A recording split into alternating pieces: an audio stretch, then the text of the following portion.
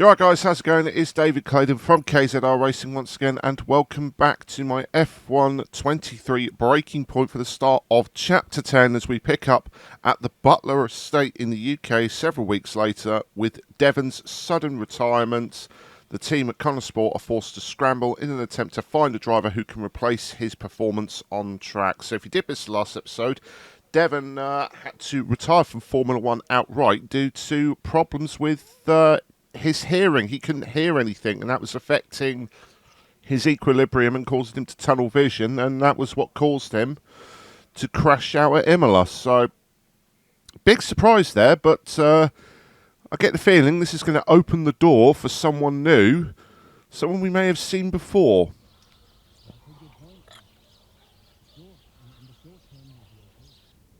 But if we are going to hit our targets, we need another driver, a permanent one. And fast. But we are mid-season. It's impossible. So, given the circumstances, do you think you can grant us a bit of leeway on the contract? I have the projections. If Sport doesn't reach 5th place in the Constructors this season, the returns simply aren't worth my time. That was always the deal. And it still is. But with a little extra time, perhaps we... Stop! The deal stands. And without Devon driving, there's now little of interest for me beyond the contract. It's just business. There must be something we can do. So, legacy is obviously important to you, David. As a father, I totally get that. So if Devon, your son, can't drive, how about your daughter? Why don't we give the seat to Callie? No. California will not be signed to Sport. Why not? Just think of the commercial opportunities for the team that signs her. Forget legacy. You'd be making history. And you'll be giving a phenomenal talent her first break into F1. It's the right thing to do. You know she deserves it. The daughter who took her mother's name to spite me. Nah, she'll never say yes. Why don't you leave that to me?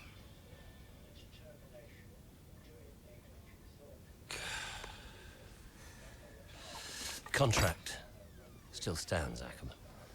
5th place, or I'm out next season. One problem at a time, eh?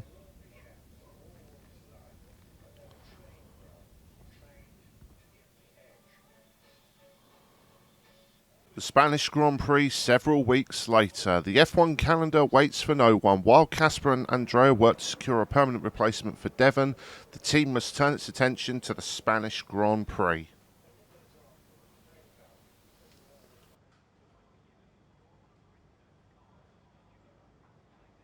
Now in the main hub. Just waiting to see if we get a call from someone, and we do. It's Andreo. Andreo? Have you spoken to her yet? Yes, we've spoken. And what did you say? She'll be around this weekend. She agreed to come and see me. You mean you haven't asked her yet? Of course not. It's a delicate situation. I'm sure she has an idea, but... look, it's not just something you casually ask over the phone, is it? Why not? Come on. This is potentially life-changing for her. And the whole family situation needs to be handled with a little, care and respect. Well, you're the one that knows her. Just make sure she says yes and fast. I'm finding it difficult to keep fielding questions about the future of Sport. Yeah, I read part of that interview. Could almost feel you squirm. That bad, huh? Worse. Look, I'll call you as soon as I know. So there's tensions in the press as well, asking about potential replacement for Devon Butler, but we're going to have to wait until after this race for Casper to work his magic. As we now head into the Spanish Grand Prix race day, racing with the team's reserve driver, Sport looked to Aiden Jackson to help keep them afloat in the standings while their while a more permanent replacement for Devon is arranged. What a race we have in store for us today, with a competitive field ready to do battle once again. Hold on to the edge of your seat, it's time for another Formula One Grand Prix. It's an updated track at Catalonia, and we welcome the removal of the chicane in the final sector, shortening lap times and reducing the total running to 2.9 miles and 14 turns. This was actually the original setup for the track, and it hasn't been used since 2007. So with the race not far away from starting, here's what today's grid rundown looks like. Charles Leclerc lines up on pole position. Sergio Perez lines up alongside. Considering the rest of the grid, we have Verstappen, Russell, Norris, Hamilton, Gasly, Sainz, Oscar Piastri, Fernando Alonso, Tsunoda, Joe, Sargent, Bottas, Magnussen, Ocon, Hulkenberg, Jackson, De Vries, Stroll, Albon, Stroll. That's it then, it's time to go racing as we head down trackside for today's race. Welcome to the wonderful Catalonia. It's time for the Spanish Grand Prix this weekend, and whilst the season is just a few races old, it's already been one full of drama. So Natalie Pinkham, who have you got your eye on this weekend? Well, in Formula One, naturally, the conversation is drawn towards those at the top of the standings, both drivers and teams. But I'm really intrigued by the midfield team of Connor Sport. Devon Butler's absence will definitely be felt. There's no doubt about that, both on and off the track. For me, the interesting thing will be how they move forward without him. Indeed, almost as many battles off the track as there are on it for Connor Sport at the moment. And Casper Ackerman and his team certainly have their work cut out for them this weekend. So let's get your head down and see what we can Indeed, do. we do, with everything going on with Connor Sport at the moment. But we're on the grid for the Spanish Grand Prix, 17 laps of Catalonia on the new layout as well. Well, new/old layout. We finally get to try Catalonia without that god-awful dog water chicane at the end. So I am definitely looking forward to this. We are going to edit the strategy to what will be the best one. We'll go for 7 laps on the soft tyres. Try and get that undercut strategy going. Take a little bit of the fuel out as well, because we're not going to be using too much of that. The fuel wear is pretty good. And as we head into the start of the Spanish Grand Prix, our primary objective will be to try and secure as many points as possible. Pretty straightforward, so if we can just get into the points to start with. And the bonus objective is finish ahead of Sainz and Alonso. So that's our bonus target as we go to 5 red lights for the Spanish Grand Prix. Dump the clutch and we are underway already. It's a pretty steady start at the moment. We get ahead of Nico Hulkenberg off the start. Magnussen's a little bit slow. We're just following in the slipstream of Esteban Ocon right now. We're going to brake a little bit early just to try and get down the inside of Magnussen. A little bit of tyre banging there. That offsets us a little bit, and that leaves us susceptible to Nico Hulkenberg. We're just going to show him the outside, run him a little bit wide to put him off, and that's going to see us maintain P17 as we follow the rest of the field into the next couple of corners as we settle down into what's going to be a pretty busy Grand Prix for us for the next few laps. As we now catch up to the back of Logan Sargent and Nico Hulkenberg. They're busy fighting each other. We're going to cut back on the hairpin and get both of them on the exit as we get the power down. And now onto the end of the lap, start of lap 2. We're going to power past Yuki Tsunoda with ERS. No DRS yet, this is just pure ERS, and we're still side by side with the Japanese driver as we're both closing up to the back of Esteban Ocon. We're just going to ease our way down the inside of Yuki, make that move stick as we now move up into P14. Heading up the hill now, we're going to try and make a move on Ocon. We're going to look to the inside, pull back into the slipstream, look to the inside again. He slams the door in our faces, but we're going to switch to the outside again. He cuts us off, and then we're going to move back to the outside for the next corner of turn 5 at the hairpin, and we nearly overshoot it under braking, but now we close up to the back of Bottas, who again very aggressive on the defending, just slams the door in our faces, and we end up touching the back of him. We have to back out of it, and then we're going to get the drive on the exit up the hill, and then through turn 9, just force our way through past the Alfa Romeo driver. And now we're going to look on his teammate, ease our way around the outside just before we get to the next last 2 corners. Finally, they've gotten rid of that awful chicane. It is so much better to drive Spain now without that horrible chicane. And now onto lap 3, we're already up to Piastri, moving our way into P10. We're already into the points, and now we've got our first bonus objective driver ahead of us, Fernando Alonso. As we go through turn 5 at the hairpin, we're going to try and get the drive off the exit of that corner. We do so, and we're going to sail it down the inside before we get to the next corner and head back up the hill towards the blind corner of turn 9. But now, further on in the lap, we come off the hairpin. Gasly really slow off that hairpin going into sector 3, and we just easily brush our way past him. And now we're looking at the back of Carlos Sainz, who catches up to Hamilton, overtaking Norris. We're going to use this to our advantage. Sainz loses momentum round the outside of turn 2, and then we're also going to get the outside of Norris going through turn 3. Lovely stuff here. We've just caught both drivers who lost momentum napping. Now we're going to brake hard and go around the outside of Lando Norris at turn 4, easy as you like, up into P6 now as we catch up to the back of Lewis Hamilton. And now we're going to look for a really late braking move here. Real big dive into the hairpin. We make it work. No contact with the Mercedes, fortunately. That was a really, really ballsy dive bomb there.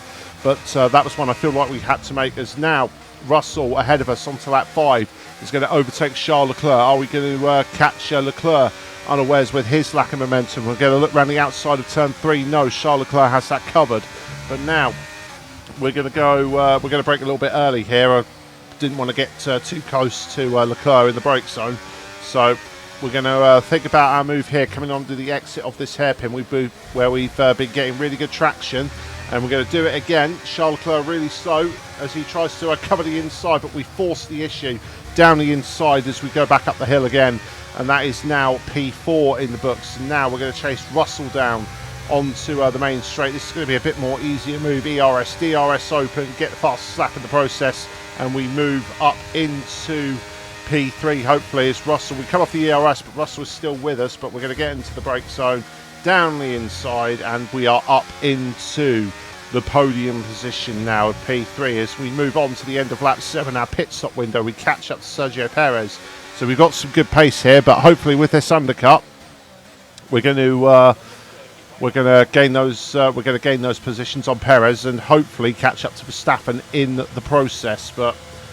just take a moment to collect ourselves as we pull into our pit box for our one and only stop of the afternoon. Nice early stop to get onto the medium tyres, get the most out of them, and hopefully challenge for the win of this race. And we come out the pit lane, we're P18 ahead of our temporary teammate Noah Bell, but you're about to see as we go on to the next stage of this race, as we catch back up to Nick de Vries. Look at the grip we've got through turn 9. We are so much quicker than Nick de Vries through there. It was almost cartoonishly quick how well we were going through there, and you're about to see here first Hulkenberg on the exit of the hairpin, and then Lance Stroll around the outside of this corner. We have just got so much more grip on these medium tyres now, having stopped earlier than the rest of them. They're still going on for one more lap as we're effectively pushing Tsunoda onto the main straight now as we open DRS, get the ERS going as well, the power pass the AlphaTauri on the main straight as we now head on to the first corner, as we can see Bottas looking to have a go at Magnussen. Magnussen covers it off. We're going to take advantage of Bottas's lack of momentum and his lack of grip as well, as we just easily power past on the outside of turn 3. And now we are already onto the back of Kevin Magnussen. We're going to gain so quickly in the brake zone. I had to straighten up the wheel there to avoid hitting him, and now he pulls across, we bang tyres.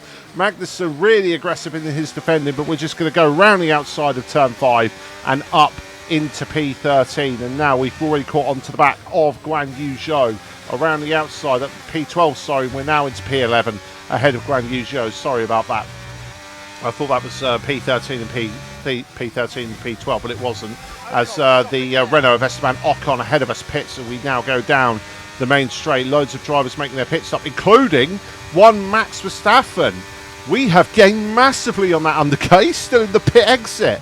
We've already gone past him into turn 1. That is amazing. That is an amazing undercut there. And now we've caught up to Piastri again into P4, around the outside of this corner now. So much more grip than everyone else on these soft tyres. Stopping early was definitely the right call. We've gained massively. And the evidence of that now as we go down the main straight, we go the fastest lap and into P1 of the Spanish Grand Prix. And that is going to see us through to the end of the race completely unchallenged. As Aiden Jackson, we are going to come out of the final corner to win the Spanish Grand Prix in these hard times for Connor Sports. Getting a win now, that is going to be a morale boost for the team for definite going into the next race. So it's Aiden Jackson propping up Connor Sport here today, but the big news off the track is the speculation about this team, whether or not they'll see out the season with their current lineup. Well, I think they'll have to sign a new driver, Crofty. It's a gamble worth taking. Well, a mid-season signing would get us all talking, I'm sure, but time will tell. And now we are going to head into an interview with Natalie Pinkman. Well, Connor Sport are in a bit of an odd situation right now. So just tell me, what is it like for you today? So with the situation with our teammate, doesn't matter who my teammate is, it's pretty strange, but you do what you can do. So with Aiden, I mean, that the first one, it doesn't matter who my teammate is, it's more of a butler answer. So we'll say it's pretty strange for Aiden. Yeah, not so long ago my teammate was Devon, and we had a plan sorted out for the rest of the season. Now it's Noah, and for the last couple of races, suddenly nobody's quite sure what the situation is. I've never had to drive in this situation before, so it's all pretty strange, but you do what you can.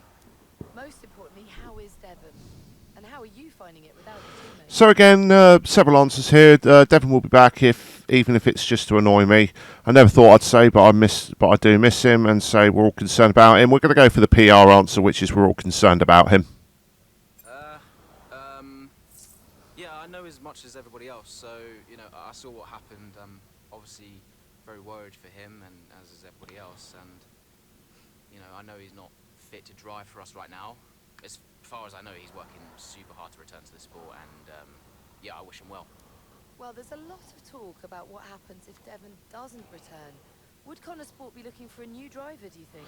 So again, the question in regards to the teammate, it's going to be we have two different ones, which is we're good with our current lineup for the performance reputation and the actual reputation itself. There's a lot of young talent out there. It's too soon to talk about that. It's still Devon's seat as far as I'm concerned. Or we can say that's a question for Casper.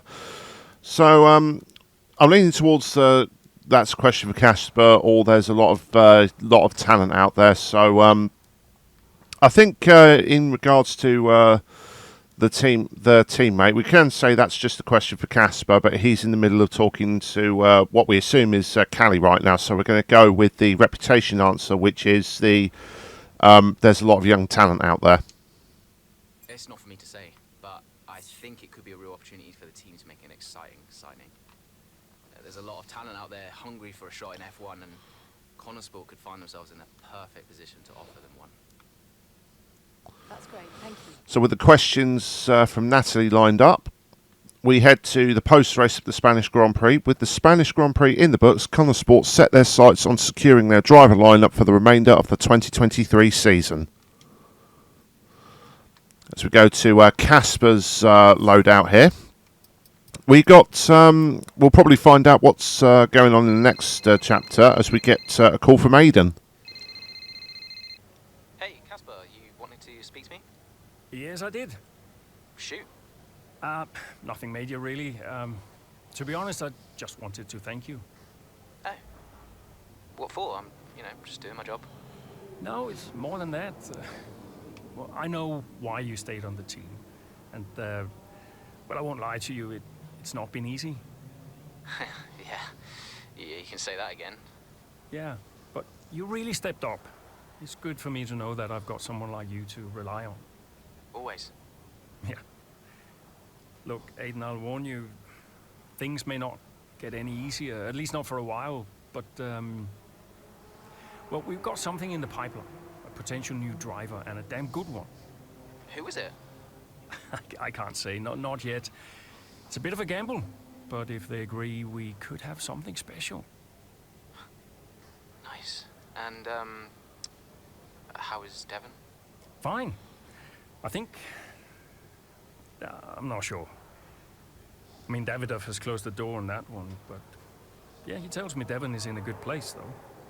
Oh, that's good, that's good. Just keep doing what you're doing, okay? And now, just get out of here. Of course. I'll catch you later, Casper.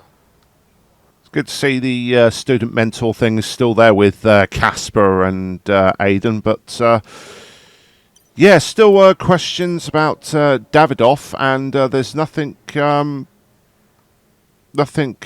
regards to Callie at this moment in time. But this is going to be it for this episode, guys. It's only one chapter, but it was a full race in regards to. It was a full race to cover, so it's going to be a bit of a long episode, this one, for just one chapter. So for now, guys, if you did enjoy the episode, do feel free to leave a like and share this video around. It really does help. Subscribe to the channel and turn on notifications so you don't miss any of those videos. I'm David Clayton of KZR Racing, and we will see you next time. Goodbye.